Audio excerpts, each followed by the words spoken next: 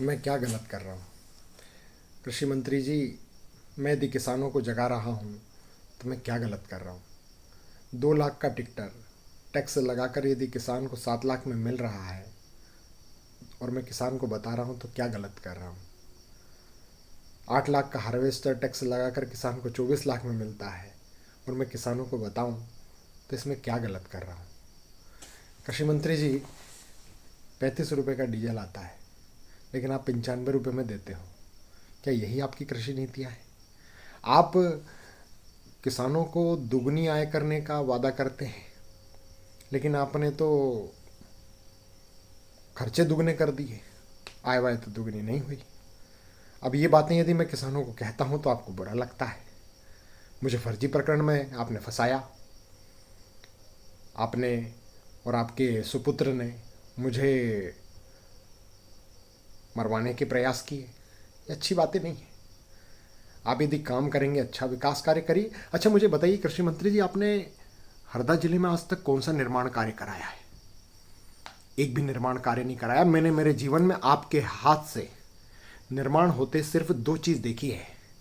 एक आपका बंगला निर्माण होते देखा है और एक आपका भाजपा कार्यालय अभी बन रहा है। इसके अलावा मैंने कोई निर्माण होते आपके द्वारा नहीं देखा है।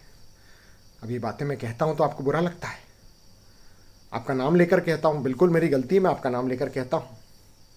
आप जिम्मेदार व्यक्ति हैं यहाँ के, आप विधायक हैं। आपका नाम नहीं लेंगे तो किसका नाम लेंगे? कृषि मंत्री जी, आपने मेरे ऊपर गंभीर धाराएं लगवा दी, 153 लगवा दी। ये भी वो तो दंगा फसाद कराने की धाराएं हैं। मुझ पर गाली गलौज के आप आरोप लगवा रहे हैं थाना प्रभारी को बोलकर। ये अच्छी नीतियाँ नहीं है। मेरे पिताजी ने जीवन भर आपको सेवाएं दी हैं, आपका वोट बैंक ही बढ़ाया है और उसके बदले में आपने हमको ये दिया। यदि कुछ गलत होता है तो मेरा स्वभाव है कि मैं सच बोलता हूँ और इसमें यदि आपको बुरा लगता है तो लगे भले ही। आप मुझे 6 दिन जेल घुमवा के लाए। आपके सुपुत्र मुझे धमकी देते हैं कि हम मरवा देंगे आपको। और जेल में जो मेरे ऊपर ब्लेड से हमला हुआ, मैं किसकी मानूं? क्या आपने नहीं कराया? मुझे तो लगता आप ही ने कराया होगा, क्योंकि वो जो हमला कर रहा है वो तो आप ही का नाम ले रहा है।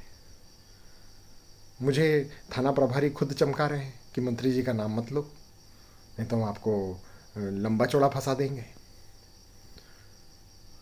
और मेरे गांव में मेरे पास सीसीटीवी है सर।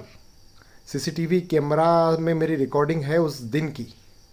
ऐसी कोई घटना नहीं हुई है जिसमें आपने मुझे फंसाया है ना? ये सब कोर्ट में चैलेंज आएगा, आपके थाना प्रभारी फंसेंगे। आप लाख बचा लें उनको, लेकिन हमारे पास पुख्ता सबूत है ना? आप क्या कहते हैं कि मैं मस्जिद को मैं जाके उपद्रव कर रहा था? सीसीटीवी है सर। आप फंस गए हैं। ये झूठ की राजनीति मत करिए, ये मरवाने की राजनीति, फंसाने की राजनीति मत करिए। आपके थाना प्रभारी कहते हैं मुझे कि मुझे जिला बदर करवा देंगे मंत्री जी का विरोध करोगे तो।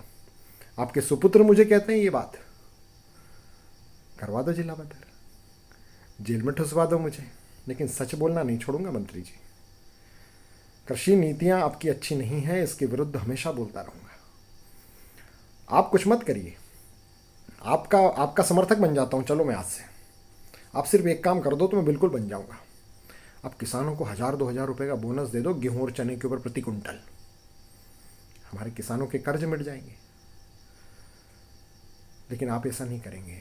आप हमको मरवाएंगे, आप हत्या के प्रयास करवाएंगे। आज तक हरदा में आपने यही तो किया है।